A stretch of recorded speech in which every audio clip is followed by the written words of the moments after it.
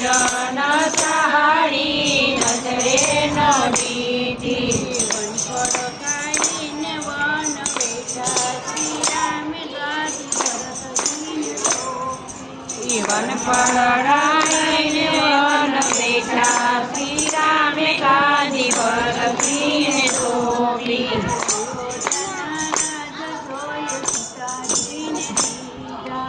અયોધ્યાના રાજ જોઈ સીતાજીને દીધા.